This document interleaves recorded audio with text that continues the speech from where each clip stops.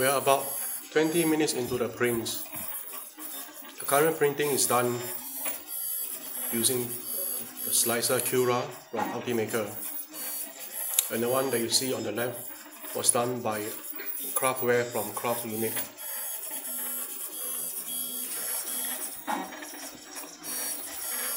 Take a closer look and you can see the differences.